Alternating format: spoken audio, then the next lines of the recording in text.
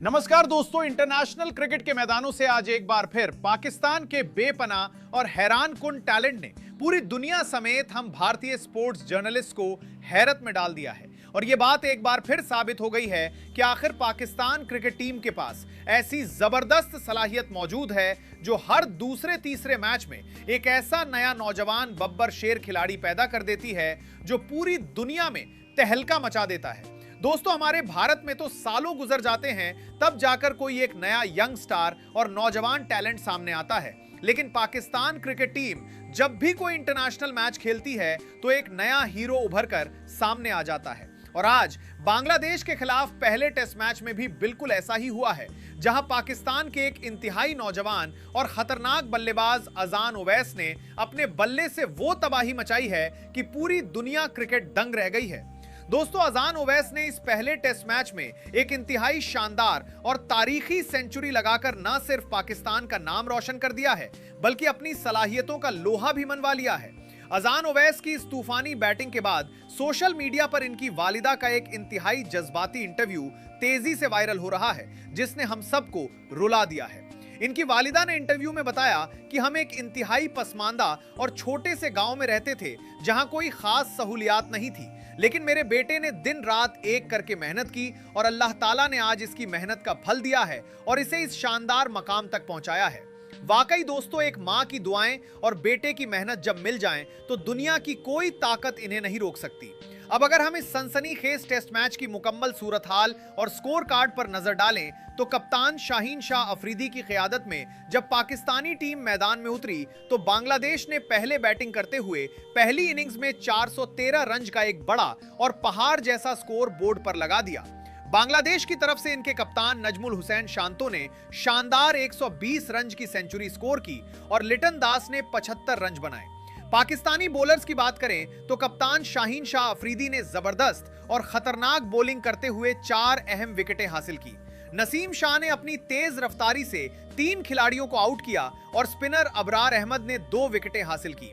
इसके बाद जब पाकिस्तानी टीम इस बड़े हदफ के सामने अपनी पहली इनिंग्स की बैटिंग करने आई तो नौजवान अजान ओवैस ने आते ही बांग्लादेशी बॉलर्स पर जबरदस्त लाठीचार्ज शुरू कर दिया।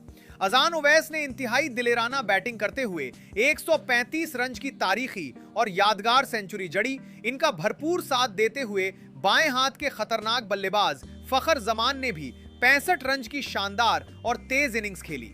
इसके अलावा नौजवान खिलाड़ी माज सदाकत ने भी अपने जबरदस्त टैलेंट का मुजाहिरा करते हुए 45 रन बनाए और सलमान अली आगा ने भी अपनी बेहतरीन फॉर्म दिखाते हुए 50 रन की शानदार निस्फ सेंचुरी स्कोर की। लेकिन दोस्तों, निचले ऑर्डर के बल्लेबाज ज्यादा देर क्रीज पर न टिक सकें और बांग्लादेशी बॉलर्स ने शानदार कमबैक करते हुए पाकिस्तानी बैटिंग लाइन को काबू कर लिया और यूं पूरी पाकिस्तानी टीम पूरे 100 ओवर्स खेलकर 386 रन पर ऑल आउट हो गई। बांग्लादेश की तरफ से शकीब अल हसन और मेहदी हसन ने जबरदस्त स्पिन बॉलिंग करते हुए 4 विकेटें हासिल की और पाकिस्तानी बल्लेबाजों को परेशान किया।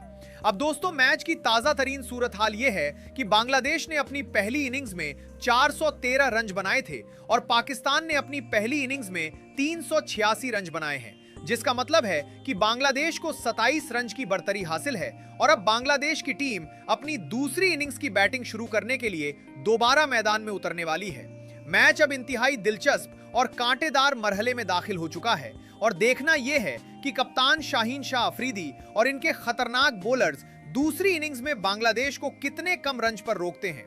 हम सब भारतीय फैंस और सहाफी बेसब्री से इस मैच के अगले सेशन का इंतजार कर रहे हैं ताकि टेस्ट क्रिकेट का ये जबरदस्त और सनसनीखेज मुकाबला मजीद पाकिस्तान और बांग्लादेश के दरमियान पहले मैच में पाकिस्तान टीम ने बांग्लादेश ने अपनी पहली इनिंग्स में 413 रन बनाए, जबकि पाकिस्तान टीम ने अपनी पहली इनिंग्स में सिर्फ 386 रन बनाकर पूरी टीम पवेलियन की रह गई।